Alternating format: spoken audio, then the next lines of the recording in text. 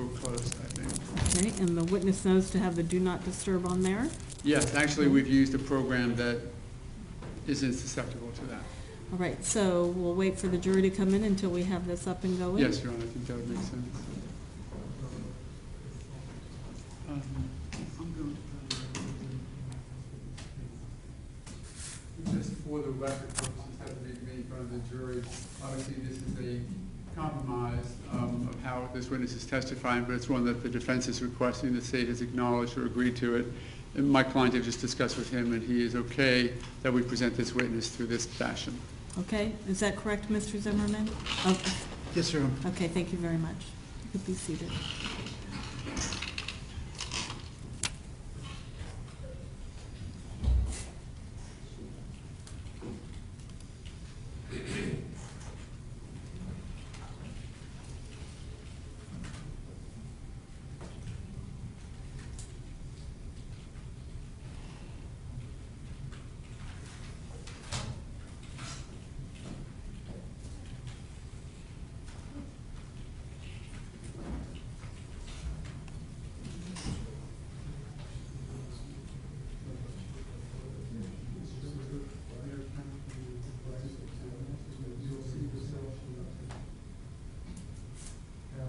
Yes, you may.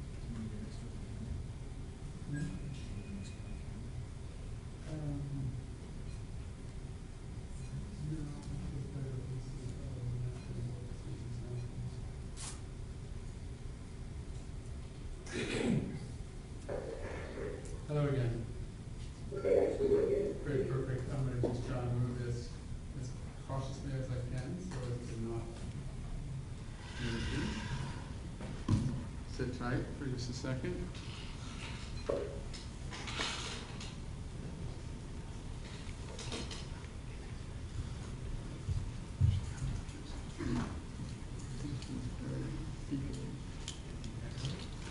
Okay.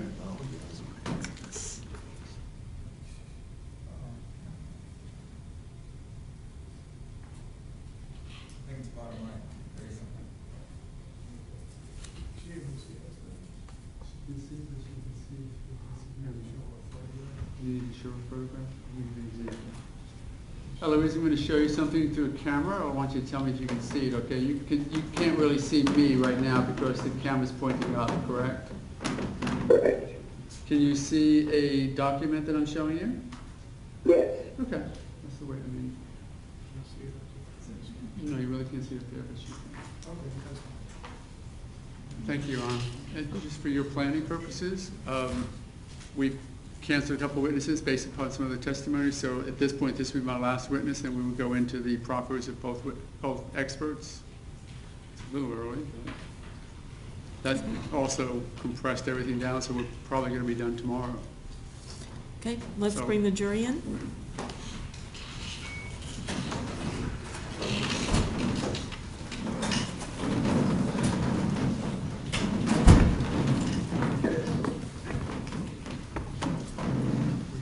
Can you hear me? Yes. Great. This is the microphone we're talking to this. This was to pick up to.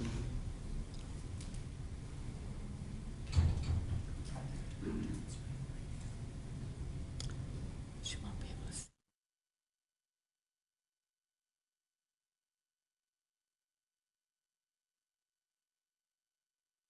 Be able to hear the clerk to swear her in. Yes, you can hear me now, Eloise, correct?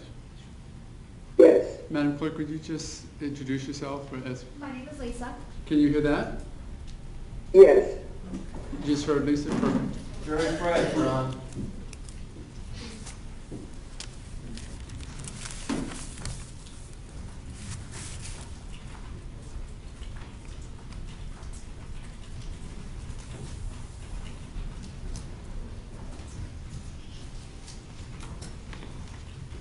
Please be seated. Mr. O'Meara, call your next witness. The defense would call Eloise Dilligard, Your Honor. Okay, go ahead. Ms. Dilligard, can you hear me? I can. Okay, the clerk, Lisa, is going to swear you in. You'll be requested to raise your right hand. So I would ask that you do that, and if you would. Do you solemnly swear or affirm testimony presented will be the truth, the whole truth, and nothing but the truth, so help you God? I do. Thank you. Good afternoon, ma'am, and I first want to thank you. I understand that you're homesick, and appreciate you spending some time with us today. I think I've asked you your name. Tell me your name again. Eloise Dilligard. Okay, and and if you would spell your last name. D as in David, I-L-L-I, G as in Gary, A-R-D as in David. Thank you, ma'am. And back in February of 2012, did you live at the retreat at Twin Lakes? Yes. How long had you lived there at the point of February 2012? By that time, it was about 2.5 years. Okay. You have since moved out of that location, correct? That's correct. Okay. I want to take you back to the time that you lived at the retreat at Twin Lakes and ask you if you knew somebody by the name of George Zimmerman. I did. And how long had you known him? Ever since we moved in October of '09. Would you consider yourselves friends? He was my neighbor. We spoke on a friendly basis, had no problems with one another. Okay. And were there times that you became aware that he was involved in a program called Neighborhood Watch? Yes. Okay. Did you ever see him in the neighborhood patrolling or doing anything like that as part of Neighborhood Watch? No. But you did know him as a friend or a neighbor? as a neighbor, a friendly neighbor. Okay. And focus your attention now, if I might, on February 26th, which of course is the night that Trayvon Martin was shot. Do you remember that night? I do. What I'd like you to do, if you would, is to tell the jury what first brought your attention to the event that you eventually came out or came to find out was the shooting we're talking about. I was coming from Walmart down Reinhardt to go to Oregon and make a left, and a policeman approached me from the rear. And of course I thought, well, I didn't do anything wrong, but then I only to find out he wanted to go around me, so I pulled over. And as I was coming up Oregon to go into my neighborhood, I noticed that the police were going into the neighborhood. So when I pulled in, I looked down from the mail station down to the left and saw that there was crime scene tape going up, and I didn't want to go directly down, so I came around the right-hand side where I live to go around the back way and asked a couple of guys that were standing outside, and they told me they didn't know what's going on, but there was another policeman coming. So I then proceeded to come back around and go back around by the mail station toward the crime scene area. Okay. And do you recall what the weather was like during that time? It was very rainy that night. Okay. And at some point, as you got closer to what you call the crime scene, did you notice any vehicles that were familiar to you? Yes. And whose I vehicle? did. And what vehicles were they? It was George's truck. And could you describe that if you would? I believe it's a gray Honda Ridgeline. Okay. If you could, tell the jury as best you can where within this area you noticed the truck. Because of the way our road is for Retreat View Circle, it was more like on the curb or nearing the curb down by where the crime scene was. Okay, let me ask it this Which way. I believe was on Retreat View Circle. I'm not really sure exactly. Okay. Do you know the area that has come to be known as the T intersection, which is very close to where the incident itself occurred? Yes. And though you may not have known the names then, there's a woman who lives in the end unit right by that T intersection by the name of Jenna Lauer. Do you know her? No, I don't. Okay. If we were to, I would ask for you to accept as a premise that she was living in that first condo or townhome just at the intersection of the T intersection and the sidewalk. Would you know what I was talking about? Yes. Okay. And to fast forward a moment, this was an area where you had testified in deposition that you actually had some conversations with police. So I'm just trying to geographically locate. If we were to presume that Jenna Lauer's townhome was that first one in that row of houses, where was the truck parked in reference to that? If she was in the first one, then the truck would have been parked looking toward the east. It would have been slightly south of where her condo would be. So if you were to walk out her front door, would you be looking sort of right at the truck? Well, not right at it, but you would have to look more to the right if you were walking out of her condo, if her condo is facing Retreat View Circle. Okay, because that would then put the truck parked on the curb as you would walk out her front door. It would be parked to the curb on the right-hand side of that street? That's correct. Okay. Now, you say Retreat View Circle. Is that the street that actually circles around, or is the perimeter of the complex itself? It does. Okay. Is Miss Lauer actually on a street that comes off of Retreat View Circle? If I'm visualizing exactly where you're talking about, I believe her condo would be facing Retreat View Circle. Yes. Okay. How would it be, the front door, if I walked straight out her front door, would I eventually walk right into the clubhouse area? No, you would have to walk down the street to the west. Okay. Let's talk then about wherever the truck was located. You saw it in reference to the crime scene? You saw it in that area? Yes. Okay.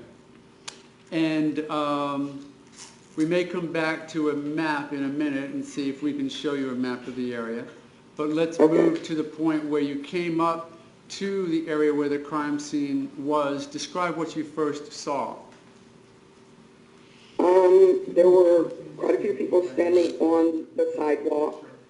There were people who were closer down to where the yellow tape was. And I kind of looked around, you know, to see if I saw George, because I saw his truck.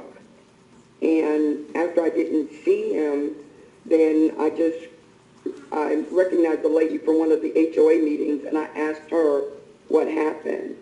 And she said, I believe, Ma'am, Just one second.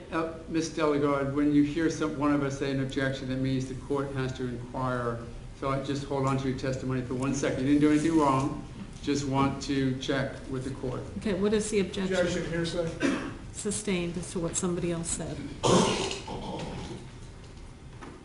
Your Honor. Did you know the person's name who you spoke to? I don't know her. All I know is she's from Pembroke Pines. Okay. So you had a conversation with her about the events that she perceived? I simply asked what was going on, Okay. and that was her reply to me. Okay. And at some point then, did you speak to any law enforcement officers? After I could not find, or after I didn't see George, I did attempt to talk to some of the other residents that was there. And after I felt like, well, okay, I'm not in harm's way, I was walking away and a policeman came up and said to me, "You don't want to talk to me." And I turned around and I said, "I don't know what I can tell you because I wasn't here when anything happened." Okay. And then what did the law enforcement officer say to you? He then replied, "Well, we're trying to find someone who may know the people involved in the shooting." Okay.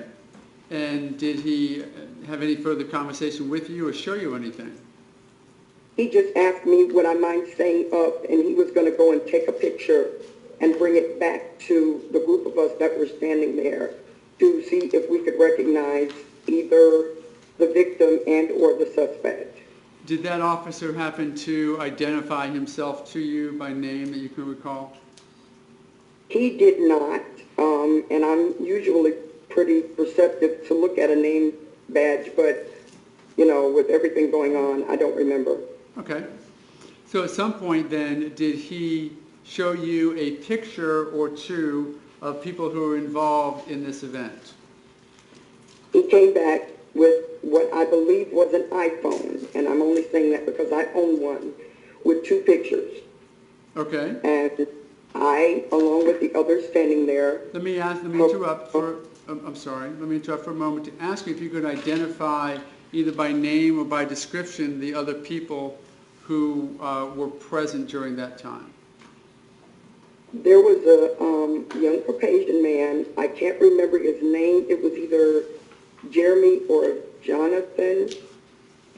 Okay. And then there was a couple there. They were married, but I did not get their names. Okay. And were they then present when this picture or these pictures were shown? They were. Okay. Were you able to identify anybody in either of those 2 pictures? Yes, I was. And who was that? That was George Zimmerman, my neighbor. Okay. We have seen those pictures here quite a bit in the courtroom. I'm not going to show it to you directly right now unless I have to, but was that a picture where Mrs. Zimmerman had a bloodied nose? did have a bloody nose, yes. Okay. And there was describe the difference, if any, you saw between the picture that you saw that night and the George Zimmerman who you knew before that night. His nose was very bloody, and to me, it looked very disfigured, like it was, let's see, I'm looking at him, so then it looked like it was somewhat to the left or right, but I know it was not the way I knew him. His face was the nose was very disfigured and a lot of blood coming from it. Okay. Did it take you a minute or two, or how long did it take you to even figure out that that was the same person? I mean, his face still looked the same. The only difference was the disfigurement and the blood in his nose. Did you advise the law enforcement officer who was present of this person, George Zimmerman's name? Yes, I said, that's my neighbor George. Okay. And did anybody else, as you can best recall, identify the person as well? Objection as to hearsay. Sustained. Don't answer that. After you identified George Zimmerman as the person in the picture, were you shown a second picture? I was. And that was that anyone who you identified? I did not know the person's name. I had seen him in passing probably earlier that day, but I mean, I didn't know who he was. Okay. And do you know now that that person was Trayvon Martin? Yes. After then you identified George Zimmerman, what was the next thing that you did, or who'd you talk to about that event? Are you talking about that night? Yes, ma'am. If I can remember correctly, I think the first concern was where his wife was, if his wife was there. Okay, was that your concern, you mean? Yes, because I mean, I knew he was married and I didn't see her, and they're my neighbors, and once I saw his face and what looked to be, been hurt, my first concern is, where's his next of kin, his wife? Okay, and what'd you do about that? Well, after, there was nothing else I could do at that point. Once I found out that, as I thought, I was no longer in harm's way because my husband was out of town, I went back down to my house, parked in my driveway, got out of the car, and went up to George's residence and knocked on the door to see if Shelley was there. I rang the doorbell, I knocked, I heard the dog, but nobody came to the door. Shortly thereafter, Shelley pulled up behind, perpendicular to the driveway. She didn't pull in because I was walking away. And she asked me, Objection, where is... hearsay. Your Honor, I would ask to be heard on that hearsay objection, if need be. It's not all for the truth of the matter of what Ms. Zimmerman may have said, but it just sets the... Well, I don't want speaking responses. Please approach. Yes, Your Honor.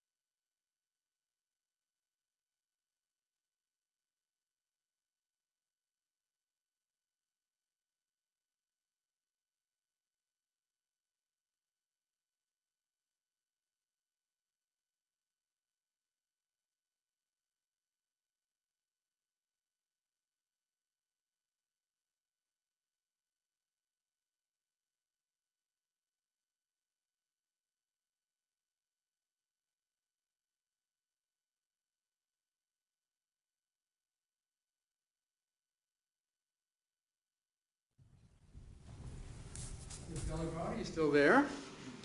I'm here. Perfect. Thank you very much for the patience. Well, I think we were talking about that you had a conversation with Shelley Zimmerman. Yes, a brief conversation. And after that, what did Ms. Zimmerman do? She, once I concluded my conversation, she sped off around to the crime scene. Okay. Now, I may have taken you out of time a little bit. I want to go back. When you were there with the police, well, let me ask you this. Did you go back to the area of the event at all that night? Yes, I did go back down there to make sure she was okay. Okay. But to see her, so I got back in my car and I went home. Okay. My understanding was that you were present during, that you were questioned by law enforcement to the extent that you've told us about. Were you present during any other witnesses' discussions with law enforcement? Yes, the young man that was there alone, and then the other couple spoke to the policeman in terms of what they knew. Okay. I don't want you to tell us precisely what you heard them say, because law enforcement may have already testified to that, but were you there when those people gave their statements to law enforcement? I was there when they gave their verbal statement, but I was there when they did their written statement. Okay. I'm going to ask you if you could be a bit more precise. I know that you don't recall names. I believe you said one might have been Jeremy and another one Jonathan. Was that correct?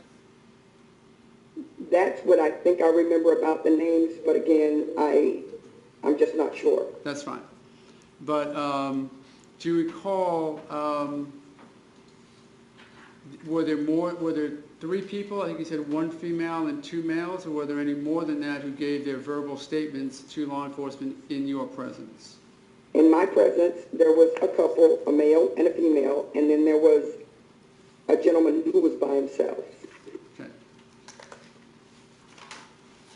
Did you give any verbal, except for what we've talked about so far, did you give any verbal or written statements to the police that night?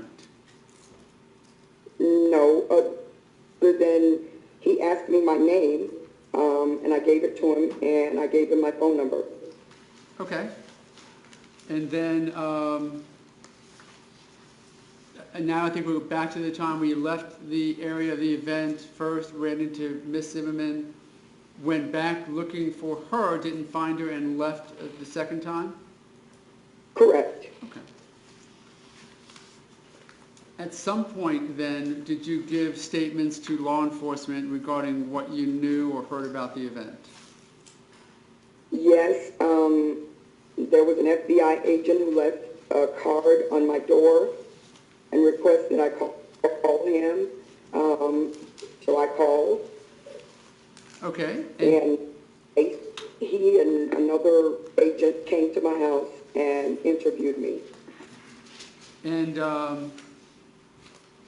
you gave them a statement about whatever information they asked you about, I presume? That is correct. Okay.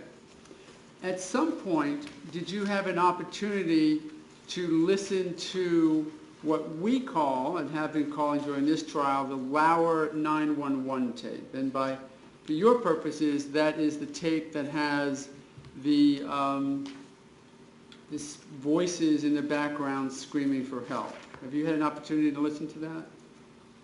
Yes. Okay. Could you tell me the circumstances or the setting around the first time that you listened to it? The first time that I heard it was when it was played on one of the local news channels. Okay. Were you by yourself or with anyone else? You know, I don't remember. Okay. How many times have you listened to the tape? Besides that time, well, it was played over and over, but I would probably say maybe 2 or 3 times. Okay.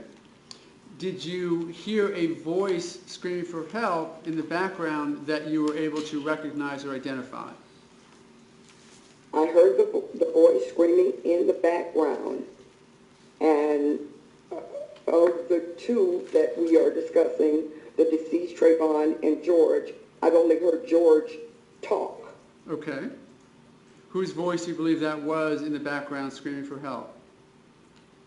Based on the fact that I've only heard George's voice and it's a light male voice, I would say that it was his, And by his, you mean whom? George Zimmerman. And when you say you've heard him talk, tell us again about how long you've known him? By that time, it was 2.5 years. Okay. An opportunity to hear him both speak to you and speak to others in your presence? That is correct. Ever hear him yell for his dog or laugh at a joke or anything like that you can recall? Never heard him yell at the dog. I mean, whatever commands he gave the dog were very, just like a voice talking to someone next to you. But again, from what I heard, he has a light male voice. Okay. I'm going to ask you then, I'm going to try something that may work. I'm going to show you an exhibit. It states Exhibit 1, and just see if there's any chance that this can be done in a way where you can identify the picture. And then we'll have you try and walk us through a location where you may have seen George Zimmerman's truck, okay? So Okay. What you're seeing now should be blocked pretty soon by a picture. Can you see that picture? I can see the picture. Okay. Let's just see if this works in any form or fashion. You need to bring it up a little. It's going out of my focus. Okay. Let me try something else then. That's better. Okay. For you, maybe. Hold on 1 second. Sure. Does that work? Can you at least... That works. All right. I'm going to move it a little bit to an area.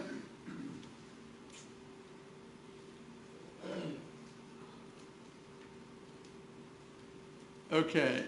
Can you describe what is barely on the screen at this point? Can you see that? The only thing I can see is a blue line, a little bit of grass, and the white border on the picture. Can you see the pool that's in the center of the photo? I can. Hmm? No, it's not.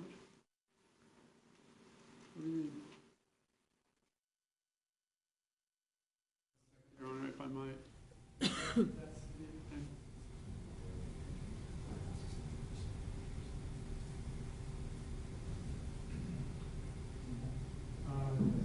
is. Okay. Unless we start talking about mirror images, Your Honor, that's not going to work, so I'll move on to another area of inquiry. Ms. Delegard, I'm going to try to do verbally what we were just going to do visually. Okay. And ask you this. You are familiar with the complex, correct? I am. Okay. You sort of gave us a walk or a drive-through as to how you entered into the complex. Can you tell me what entrance you came into that night? I came in the entrance that is directly in front of Bentley Elementary School. And is that the one that when you drive in, you have the clubhouse immediately in front of you and just to your right? That is correct. Okay. From that point, and I know we're testing your memory since you don't live there anymore, from that point, as you're coming in Oregon, I know that you took a sort of back route over to your complex because you took a right on Retreat View Circle, correct? When you first came in. No, if you say the back route, then you're talking about the part of Oregon that goes up to 46A or Johnny H.E. Thomas. Yeah, I confused it by saying that. My understanding...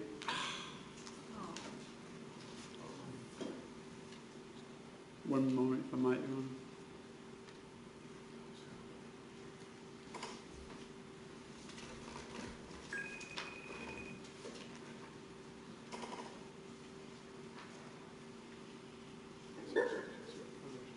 Okay, Sorry about that. Can you hear me? That's okay. All right. I can hear you.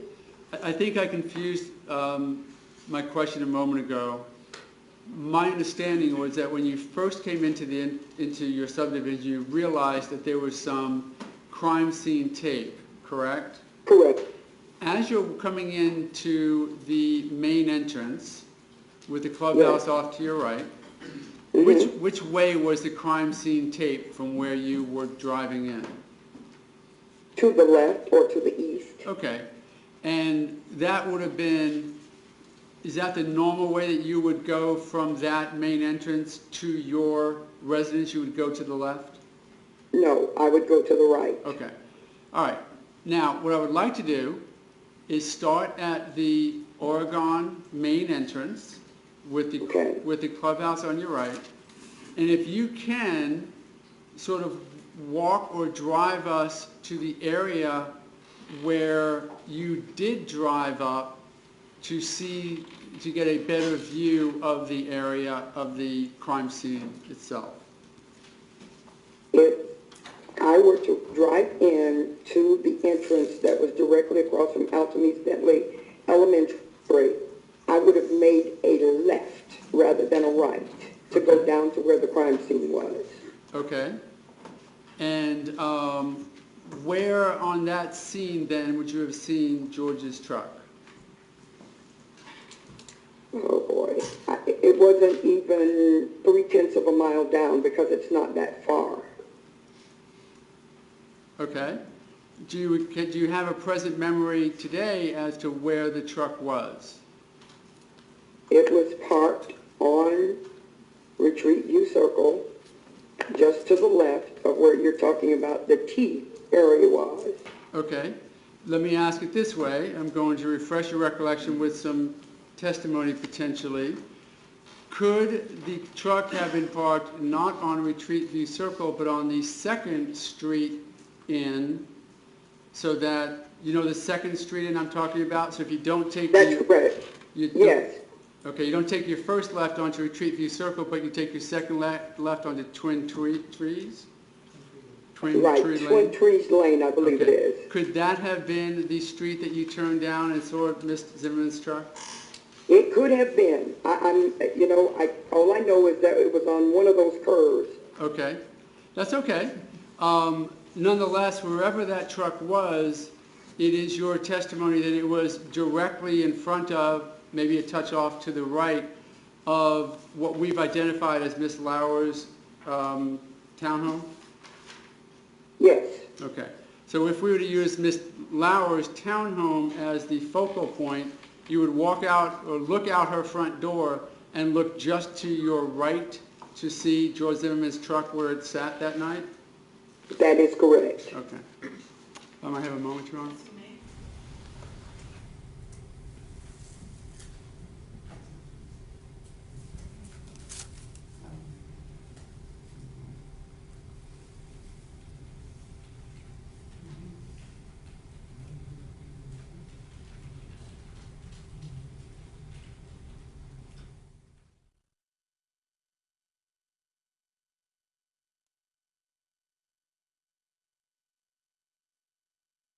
Thank you, Your Honor. No further questions? Okay. I'll try and assist as best I can with the compromise and having it this way. Okay, thank you. Cross? Ms. Delegard, can you see me all right? No.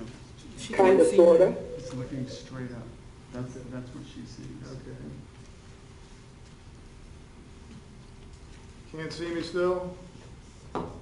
I can see you through the, just beyond the little projector, yes. Okay. I don't know if you remember me. I'm Bernie Della Rionda with the State Attorney's Office. Yes, I do remember you. Okay, great. I just have a few questions and then we'll get you out of here.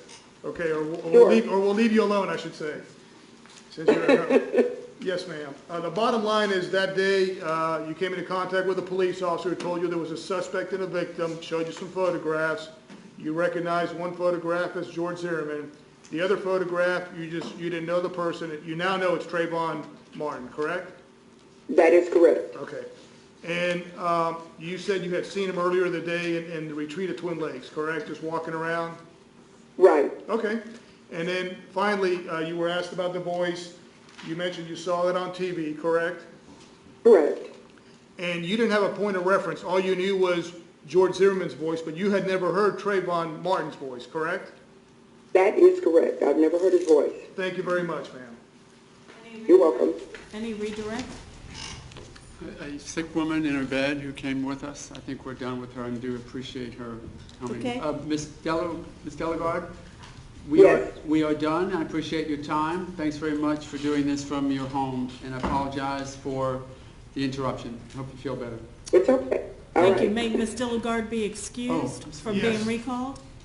Excused by the defense, yes. you are. Okay, you're excused. That means that you don't have to appear again. Thank you very much, ma'am. Thank you, Your Honor. Thank you. Okay. Yes, and when you're finished with that, if you'll approach for just one moment.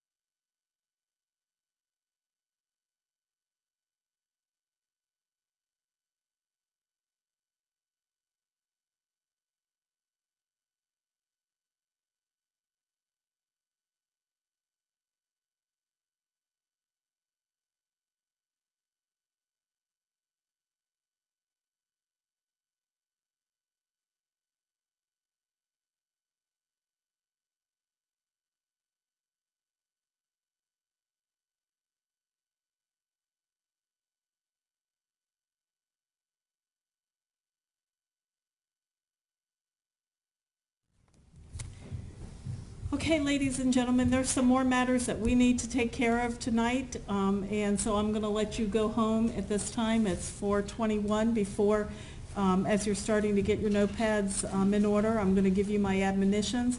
During the overnight recess, you're not to discuss the case amongst yourselves or with anybody else. You're not to read or listen to any radio, television, or newspaper reports about the case. You're not to use any type of an electronic device to get on the internet to do any independent research about the case, people, places, things, or terminology. And you're not to read or create any emails, tweets, text messages, social networking pages about the case. Do I have your assurances that you will abide by these instructions? Okay, with that, put your notepads face down and follow Deputy Jarvis back into the jury room. And we'll have the jury back at 9 a.m.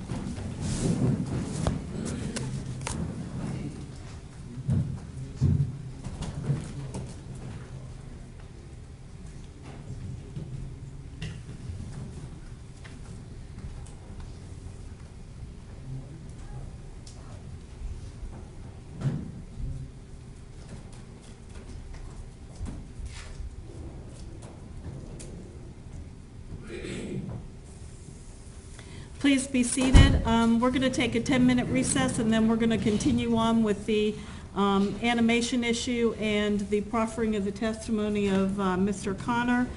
And at 8 o'clock in the morning, we will be back in court before the jury comes to discuss another issue regarding witness Mr. Donnelly. Court will be in recess for 10 minutes.